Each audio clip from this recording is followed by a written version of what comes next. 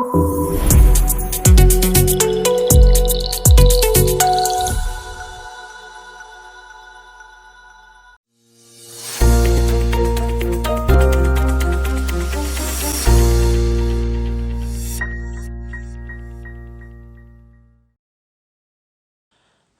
عليكم ورحمة الله تعالى وبركاته.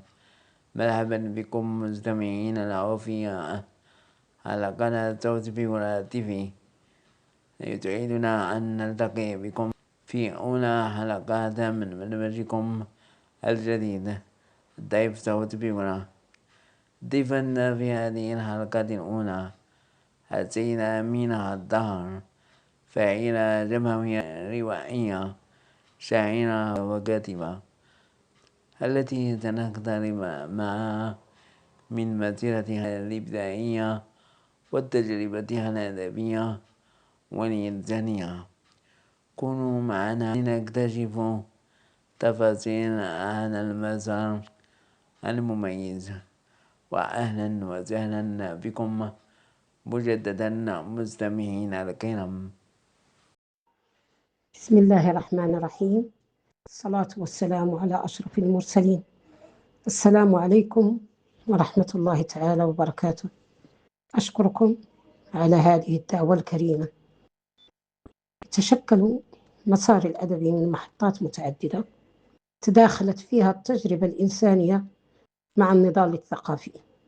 صنعت ملامح صوتي الخاص مسقط رأسي مدينة المحمدية سنة 1963.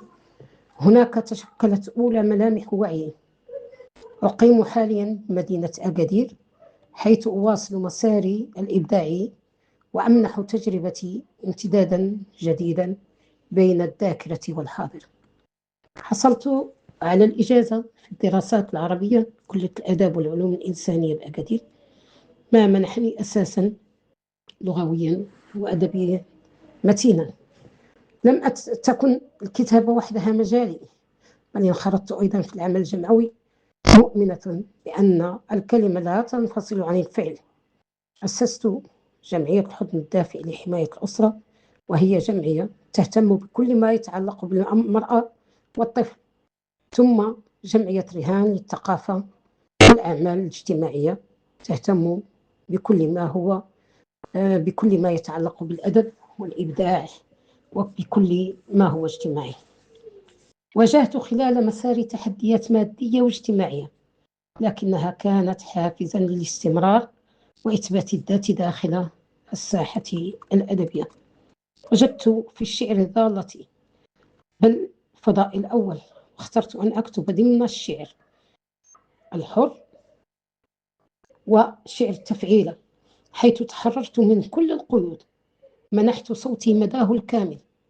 أكتب عن الألم والمعاناة، عن النضال والكرامة، ولا أتردد في مساءلة الواقع الاجتماعي والسياسي. من بين أعمالي ألم وأمل، ديوان ألم وأمل. أغلب قصائد هذا الديوان كتبتها وأنا أدرس بالمدرسة الابتدائية. ثم ديوان شظايا نضال، وهو عبارة عن سيرة ذاتية. ديوان شموع تذرف الدمع، وديوان على حافة الأمان والشوق. كما أن هناك دواوين أخرى قيد الطبع، من بينها أنفاس بها نحيا. وقد كان هذا العنوان من اقتراح الدكتورة الأستاذة رابعة السدساني، وقد درستني بكلية الأدب. ثم ديوان ذئاب مسعورة. هناك ديوانين في شعر الزجل تحت عنوان راب البني وسرح بنا الزمان. لم أتوقف عند كتابة الشعر، بل اتجهت إلى الرواية في السرد عن الواقع الاجتماعي، حيناً أستحضر التجربة الذاتية في قالب فني، وأحياناً أخرى أهتم بقضايا المرأة والتحولات المجتمعية. تم تكريمي عدة مرات، لكن ما أعتز به هو تكريمي من طرف مندوبية الثقافة والتواصل بأكادير سنة 2022، كما كان اختياري ضمن شخصيات سنة 2024 لحظة تقدير مهمة يلقبونني أحيانا بشاعرة المواقف أو العنقاء، إيمانا بقدرتي على النهوض والتجدد رغم الصعوبات.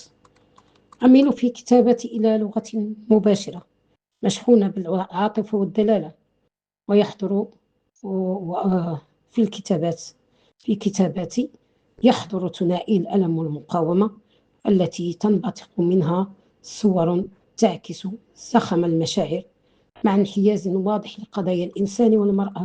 باختصار شديد، رحلتي مع الكتابة ليست سوى بحث دائم عن المعنى ومحاولة صادقة لملامسة الإنسان في عمقه، حيث يتجاوز الضعف والقوة ويتعانق الألم والأمل. كما أنني لا أحصد من درب الإبداع مالا ولا جاها، بل أغنم حبا متقدا وشغفا لا يخبو. الكتابة هي زادي الذي يدفعني للاستمرار، والخيط الذي يوقدني كلما يئست أو أوشكت على التوقف.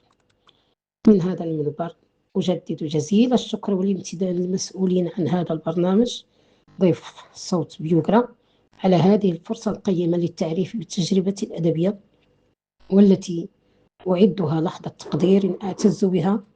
إن إتاحة هذا الفضاء للتعبير والحوار ليست مجرد مناسبة عابرة، بل هي دعم حقيقي للكلمة الصادقة. فكل الامتنان للشاب الواعد محمد التباري على هذه الالتفاتة النبيلة، وعلى إيمانه وشغفه بأهل الأدب والإبداع. وصلنا إلى ختام هذه الحلقة الأولى من برنامج الضيف صوت بيغرا، التي استضفنا فيها السيدة أمينة عطار. في اللقاء فتحنا من خلال نافذة على مسارها الإبداعي والأدبي، وتقاسمنا مع مجموعة من المحطات والتجارب المتميزة. شكرا ضيفتنا الكريمة على حضورها وتفاعلها، وبالشكر الموصول لكم مستمعينا الأوفياء على حسن المتابعة والدعم المتواصل. نلتقي بكم في الحلقة القادمة مع ضيف جديد.